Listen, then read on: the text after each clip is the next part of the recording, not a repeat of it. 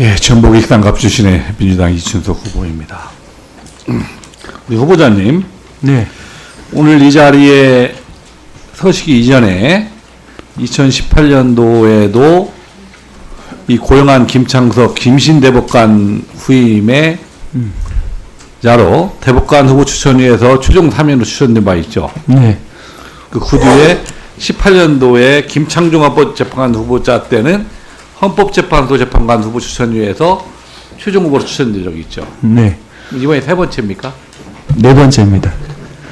예전에 부산가정법원 제직 당시에 2017년도에요. 이상훈 박병대 대법관 후보 할 때 그때 추천됐습니까?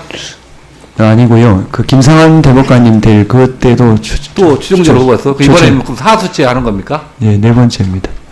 그러면 대법관도 추천된 적이 있고 헌법재판소 재판관도 추천된 적이 있는데 본인이 지금까지 걸어온 길에는 어떤 게 더 잘 맞는다고 생각하세요? 제가 지금 청문회 하는 입장에서 그런 말씀 드리기는 좀 주제넘다고 생각합니다. 그래요? 제가 말씀해 드릴까요? 저는 후보자가 이 현직 대법관과 헌법재판관을 통해서 지금 유일한 지역법관 출신인 건 아시죠? 네, 알고 있습니다. 그리고 수도권 중심지를 탈피하고 인사 말씀의 지역 균형 발전에 대한 강력한 의사 표시를 하셨어요. 그런 의미에 있어서 저는 헌법재판관 후보자로 추천된 것을 저도 지역국회의원의 한 사람인데 진짜 환영하고 기대하는 바가 크다 하는 말씀을 드립니다. 아주 구체적으로 말씀을 하셨더라고요. 후보자 인사 말씀에 지방에서 살다 보니까 우리나라의 자원이 수도권에 집중되어 있고 중앙 집권에 인하여 지방에 거주하는 국민의 뜻이 충분히 반영되지 못하고 있다. 이걸 절감한다라는 말씀을 하셨어요. 네. 이런 걸 어느 때 느끼셨습니까? 암인데 그 가까운 데 있는 병원에 갔더니 그 암 진단을 받았는데 서울에 있는 대학병원에 가서 해보니까 암이 아니었다. 결국 암이 아닌 겁니다. 또 그 반대의 경우도 있습니다. 그래서 지방에 살면 이 생명조차도 이렇게 차별 취급을 받는구나, 그런 이야기를 들었을 때 절감했습니다. 그리고 후임자 인사 말씀에 구체적으로 헌법 조항들도 들었어요. 지역 간의 균형 있는 발전을 위한 지역 경제 육성 의무라든가 여러 가지 헌법 조항을 들었는데, 근데 현실은 저도 삼선 의원이 됐는데 현실은 이 수도권과 지역 간의 격차를 극복하기도 어려울 뿐만 아니라 더 갭이 늘어나고 있다. 특히 4차 산업혁명이 늘어나면서 더 수도권의 인재가 몰리고 경제가 몰리는 부분들이 있습니다. 그래서 이 격차가 자꾸 벌어지고 있다는 느낌을 지울 수 없는데 후보자는 어떻게 생각하십니까? 저도 그렇게 생각합니다. 그래서 이게 어떻게 이걸 해결할 것인가 하는 고민을 많이 하는데 정말 해결책을 찾기가 어려워요. 가슴이 아파요. 그런데 제가 이 서울과 지역 간 격차를 줄일 수 있었던 기회가 한 번 딱 있었다. 그런데 그걸 하지 못했다는 이 여한이 좀 남아요, 사실은. 2004년도에 세정시 행정수도 이전에 대한 현재 판결 기억하시죠? 네, 합니다.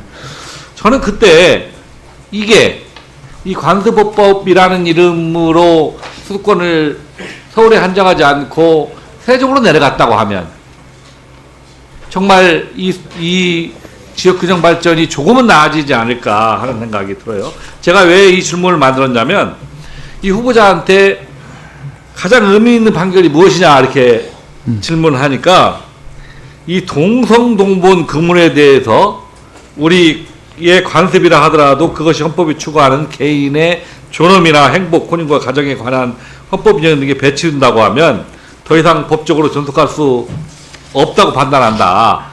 그래서 그걸 천명하는 데에 대해서 큰 의미를 가지고 있다 라고 말씀하셨죠. 네.